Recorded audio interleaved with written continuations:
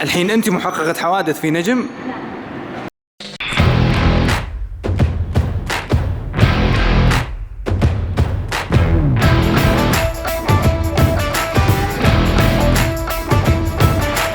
اليوم بسوي معاكم تجربتي كمحقق حوادث في نجم، ونبي نشوف عالم ذا الحوادث اللي الله يكفينا شره. يلا نقول بسم الله. هلا والله. استلام موفق.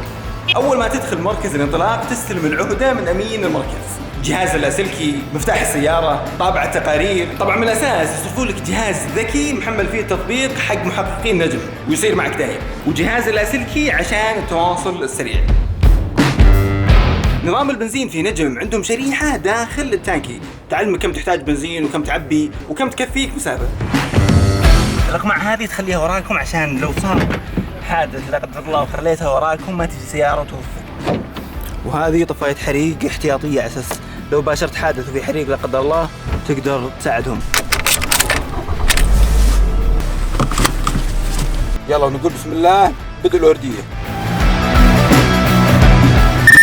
يا عمليات.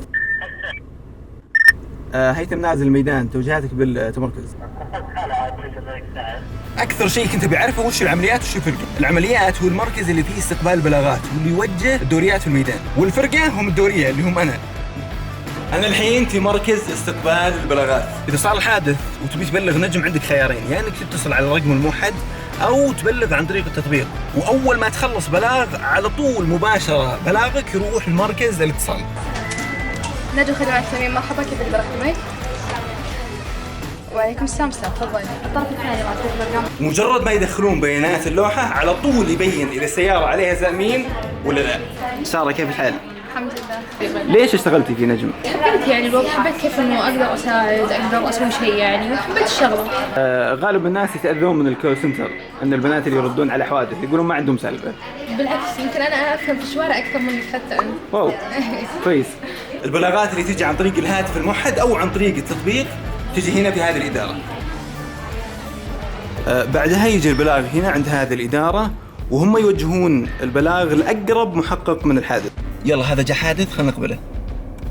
هلا وسهلا، معك المحقق هيثم من نجم. يلا مسافة الطريق وين عندك؟ على فكرة من يجيك البلاغ اللي انت توصل للعميل لازم ما يتعدى الوقت 15 دقيقة.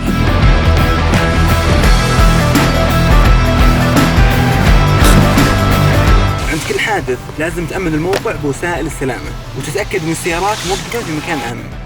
الحمد لله على السلامة.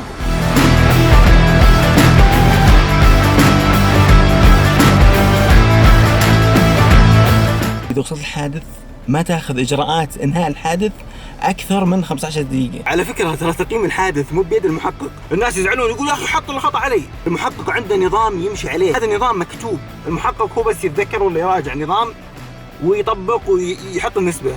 الحين طبعت نموذج الإفادة، هذا النموذج يكتبون فيه الأطراف حق الحادث كيف صار الحادث، كل واحد يكتب اللي في خاطره. هذا الستاند الأسود على أساس ترتب فيه هويات الأطراف ولا تتلخبط. وقع في ذي في شيء كويس عشان لا حد يقعد يلف ويدور. الحادث الجديد حط عليه اكس، اي حادث قديم موجود في السياره حط عليه دائره. كل هذه المعلومات تسجل في السيستم على اساس لو في يوم من الايام راعي حادث اللي سوى حادث يبي يبزط يمين يسار ولا يحط ان هذه اضرار حادث يبين في التقرير لا هذه اضرار الحادث فقط. والحين بطبع الاشعارات اللي يستلمها العميل، 3 إشعارات. أول شيء أعطيه ورقة عشان يقدر يقدر سيارته، وأعطيه مراجعة لشركة التأمين، وأعطيه إذن طلب إصلاح عشان يقدر يصلح سيارته.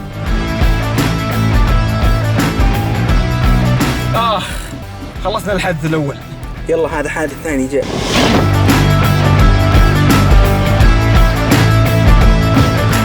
الحادث الثامن يا جماعة ارفقوا.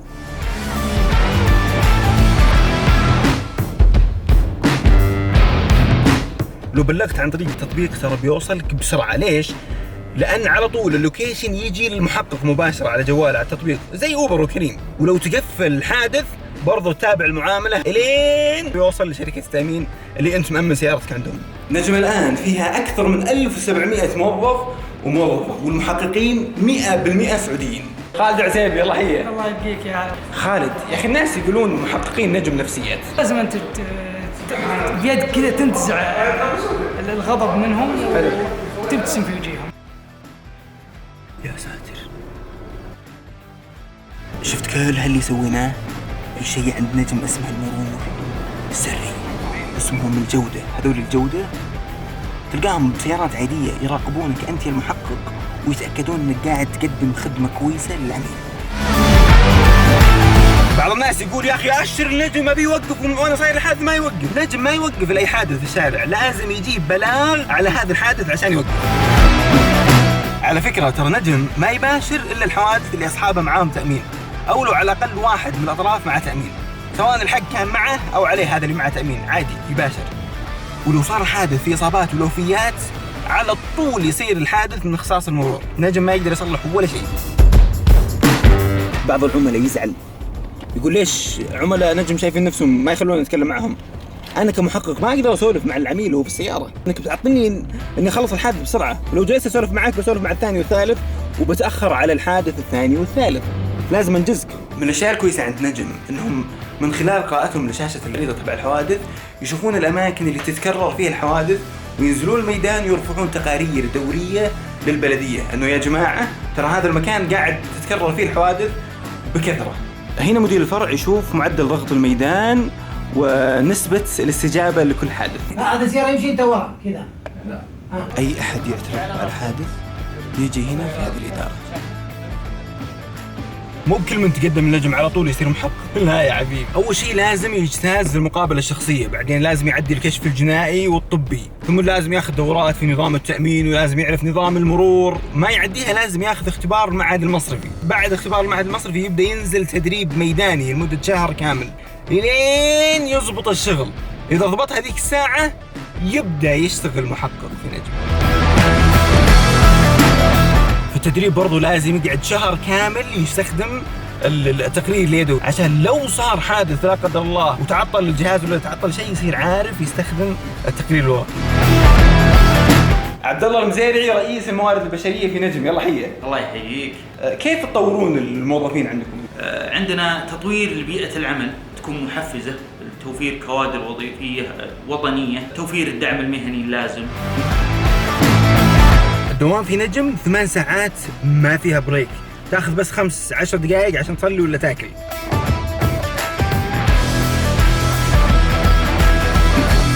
طيب الحين البنات بيسوقون، إذا صار لها حادث من اللي يجيها؟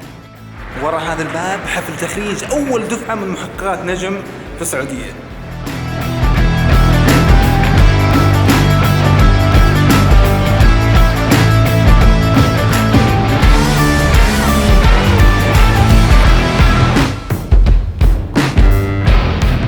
وعلى فكرة كل المحققات اللي في نجم سعوديات جامعيات ومعاهم لغة إنجليزية.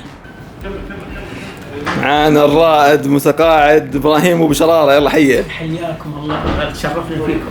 أبو محمد الحين الحريبي بيسوقون، وش مرتبين لهم أنتم يا نجم؟ والله الترتيبات هي نفس النمط اللي ماشي عليه والتوجيهات الكريمة بالأمر السامي الكريم، إنه استعداد للشيء هذا، وتعرف خصوصية المرأة مهما كانت فلا بد إنه يكون فيه لها آلية يعني تتلائم مع وجودها في الميدان. أنا الحين عند واحد من الإدارات السرية اللي ما حد يدري عنها، في إدارة خاصة اسمها إدارة مكافحة الاحتيال. هذه الإدارة اللي يزور في حادث يكذب يمين يسار ولا عشان يجيب فلوس من التأمين، هذه الإدارة يدوها. أخو صالح، وش أكبر عملية احتيال تغلبتوا عليها في نجم؟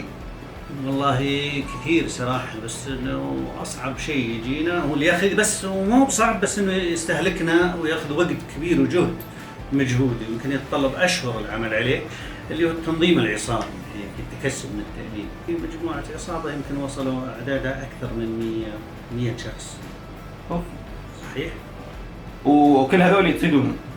أي طبعا. هنا وصلنا لنهاية تجربتي كمحقق في نجم. أي أحد حاب يقدم على وظيفة محقق في نجم يلقى الرابط تحت، حتى المحققات يقدرون يقدمون ترى. هذا حسابي في سناب، إذا حاب تطلع على تحديثات جديدة حق التجارب لا تنسى تشترك في القناة عشان تجيك التجارب الجديدة، ولا تنسى تفعل زر التنبيهات عشان يجيك تنبيه إذا نزلت تجربة جديدة. يلا فمان الله.